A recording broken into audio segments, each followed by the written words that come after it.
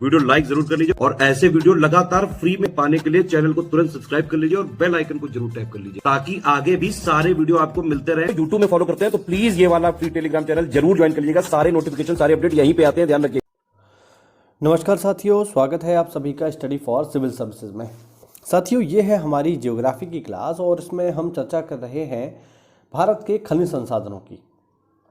देखिए, ज्योग्राफी का core topic है, इंपॉर्टेंट है और पेपर में अक्सर करके आ जाता है। तो चलिए बिना किसी देरी के आज हम इसकी बात करते हैं। देखो भाई, सबसे पहले देखते हैं खनिज संसाधन क्या होते हैं। तो देखो, हर वो चीज़ जो हमें धरती से प्राप्त होती है, ज़मीन से प्राप्त होती है, उसे हम बोलते हैं खनिज।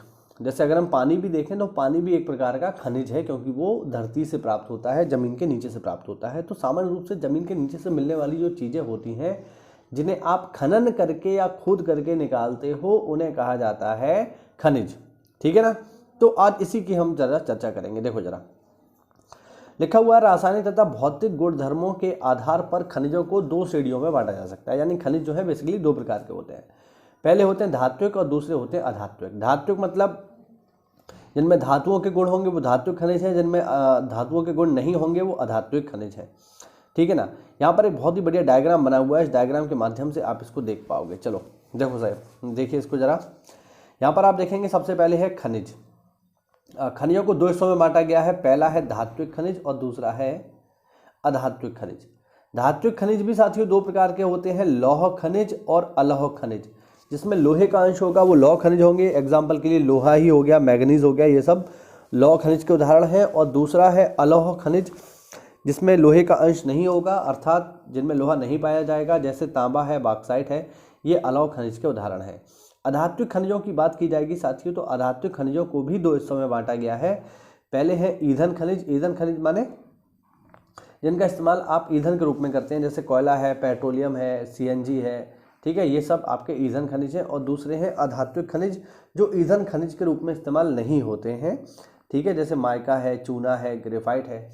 ठीक, तो ये आपके अधात्विक खनिज हैं और ये ईंधन खनिजों से थोड़ा सा अलग है। ठीक है, बात समझ रहे हैं ना। तो इस तरीके से इनको बेसिक डिवाइड किया गया है। अब जरा कुछ बेसिक जानकारी लेते हैं इसके बारे में। देखो जरा, लिखा हुआ है, भारत में प्रायद्वीपीय चट्टानों में, प्रायद्वीप का मतलब हो गया जो बेसिकली दक्षिण भारत का हिस्सा है, जो कर्क रेखा के नीचे का हिस्सा है। भारत में प्रायद्वीपीय चट्टानों में कोयला, धात्विक खनिज, अभ्रक व अन्य धात्विक खनिजों के भंडार संचित हैं।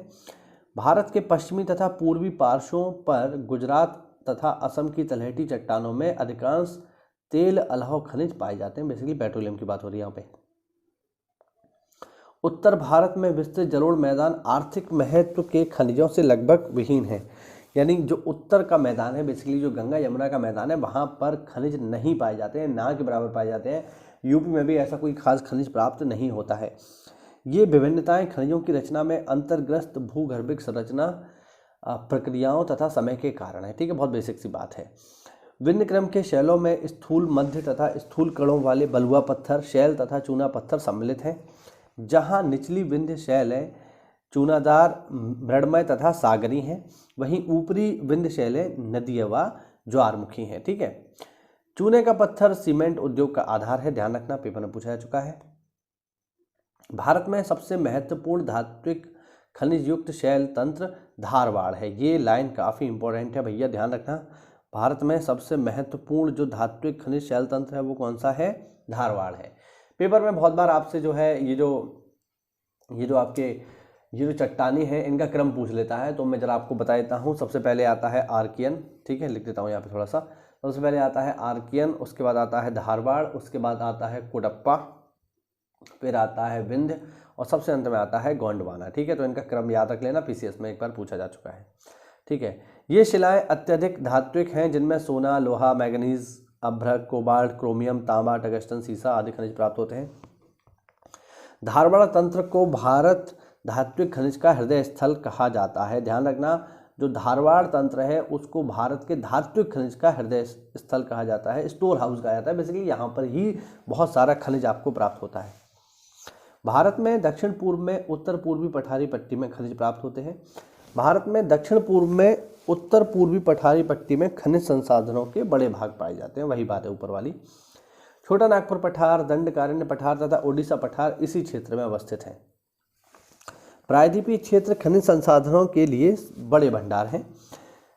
छोटा नागपुर पठार को भारतीय खनिज का हृदय स्थल कहा जाता है। ठीक है, ध्यान रखना। वैसे तो देखिए, अगर आपसे क्षेत्र का नाम पूछ रहा है तो फिर आप बताना छोटा नागपुर का पठार, और अगर शैल तंत्र के बारे में बात कर रहा है, चट्टानों के बारे में बात कर रहा है, तो फिर आप बताना धारवाड़। ठीक है।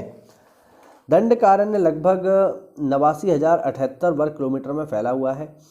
इसका विस्तार ओडिशा, छत्तीसगढ़ तथा आंध्र प्रदेश में है, अलग अलग जिलों में है। जैसे ओडिशा के कोरापुट तथा कालाहांडी जिले में है, छत्तीसगढ़ के बस्तर में है तथा आंध्र प्रदेश में गोदावरी, विशाखापट्टनम तथा श्रीकाकुलम जिले में है ना। तो ध्यान रखना, दंडकारण्य काफ़ी फेमस है।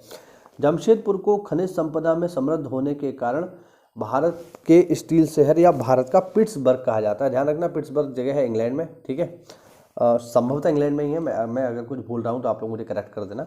ठीक है ना। तो पिट्सबर्ग जो है ये फेमस है स्टील के लिए, और वैसे ही भारत में जमशेदपुर जो स्टील के लिए फेमस है, इसीलिए इसको जो है भारत का पिट्सबर्ग कहा जाता है।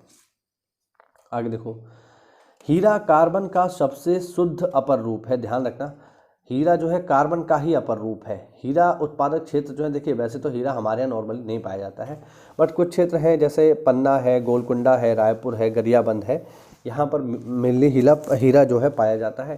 सबसे ज़्यादा जो हीरा हमें मिलता भी है नॉर्मली, वो मध्य प्रदेश में एक जिला है पन्ना, वहाँ से मिलता है। इसके लिए जो है लोग प्रयास करते रहते हैं और काफ़ी साल जो है खोदने के बाद कुछ लोगों को हीरा मिल भी जाता है। ठीक है, तो ऐसी भी कुछ न्यूज़ आती रहती हैं। चलिए आगे बढ़ते हैं।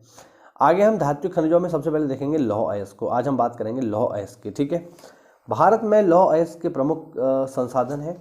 यहाँ एशिया का सबसे विशालतम लौह अयस्क भंडार संरक्षित है। हमारे देश में इस अयस्क के दो प्रमुख प्रकार हेमेटाइट तथा मैग्नेटाइट पाए जाते हैं। ध्यान रखना, इसकी उच्च गुणवत्ता के कारण वैश्विक स्तर पर इसकी मांग बहुत अधिक होती है। लौह अयस्क के कुल संचित भंडारों का 95% हिस्सा कहाँ पर है? ओडिशा, झारखंड, छत्तीसगढ़, कर्नाटक, गोवा, आंध्र प्रदेश तथा तमिलनाडु राज्यों में है। बेसिकली ओडिशा, झारखंड, छत्तीसगढ़ में ही ज़्यादातर आपको मिलेगा। ओडिशा में लौह अयस्क सुंदरगढ़, मयूरभंज, झार पहाड़ी श्रृंखलाओं में पाया जाता है। यहाँ की महत्वपूर्ण खदानें गुरु महिसानी है ना, फिर है सुलायपत, बादाम पहाड़, किरुबिरु तथा बोनाई है। झारखंड की ऐसी ही पहाड़ियों श्रृंखलाओं में कुछ सबसे पुरानी लौह अयस्क की खदानें हैं तथा अधिकतर लौह अयस्क तथा इस्पात संयंत्र इसके आसपास ही स्थित है। नोआ मंडी तथा गोवा जैसी अधिकतर महत्वपूर्ण खदानें पूर्वी तथा पश्चिमी सिंहभूमि जिले में स्थित हैं। यह पट्टी और आगे दुर्ग, दांतेवाड़ा तथा बेलाडीला तक विस्तृत है। डल्ली तथा दुर्ग में राजहरा की खदानें देश की लौह अयस्क की महत्वपूर्ण खदानें हैं। कर्नाटक में लौह अयस्क के निक्षेप बल्लारी जिले में, सुदूर हासपेट क्षेत्र में तथा चिकमंगलूर जिले में बाबा बूदान की पहाड़ियों तथा कुद्रेमुख तथा शिवमोगा, चित्रदुर्ग तथा तुमकुरू जिलों में पाए जाते हैं। महाराष्ट्र के चंद्रपुर, भंडारा तथा रत्नागिरी जिले, तेलंगाना के करीमनगर, वारंगल जिले, आंध्र प्रदेश के कुर्नूल, कुडप्पा तथा अनंतपुर जिले और तमिलनाडु राज्य के सेलम तथा नीलगिरी जिले लौह अयस्क खनन के लिए अन्य प्रदेश हैं। गोवा भी लौह अयस्क के लिए महत्वपूर्ण उत्पादक के रूप में उभरा है। ठीक है ना। हाँ, आगे देखते हैं। भारत में लौह अयस्क मुख्य रूप से कहाँ मिलेगा? तो धारवाड़ चट्टानों में मिलेगा, धारवाड़ शैल में मिलेगा, पहले हम देख चुके हैं। ठीक है, आर्थिक दृष्टि से सबसे महत्वपूर्ण धारवाड़ ही है, वही बात है।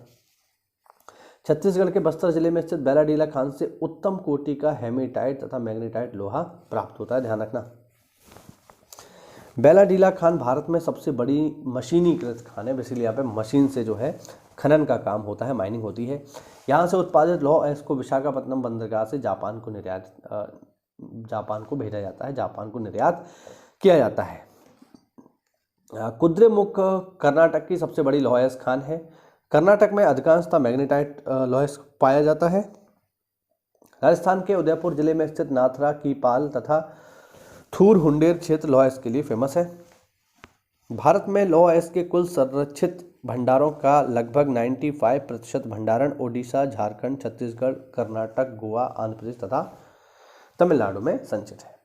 अब यहाँ पर एक लिस्ट है, इसको आप देख लो जरा।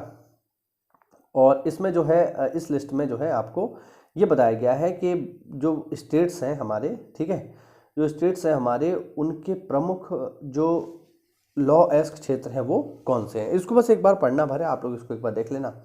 उड़ीसा में जैसे गुरु महसानी है, सुलेपत है, बादाम पहाड़ है, किरीबरू है, बांसपानी है, ठकुरानी है, कुरुबंद फिलौरा है, दैत्री है, टोमका है, अमरकोट है, चिमरा है। ये बस आपको देखना भर है, ये आपको प्रमुख खदानों की जानकारी मिल जाएगी। ठीक है, तो उम्मीद करता हूँ छोटे से वीडियो लेक्चर में आपको महत्वपूर्ण जानकारी मिली होगी। तो ऐसा है तो वीडियो को लाइक करिए, चैनल को सब्सक्राइब करिए साथियों, और अगर कोई डाउट हो तो कमेंट के आदि से पूछिए। और अगर आप जुड़ना चाहते हैं हमसे PCS, BEO या फिर आने वाली RO यारो परीक्षा के लिए, तो फिर इन दिए गए नंबर्स पे कॉल करके आप हमसे जुड़ सकते हो और हमारे पेड ग्रुप में जुड़ करके इस शानदार PDF को प्राप्त कर सकते हो।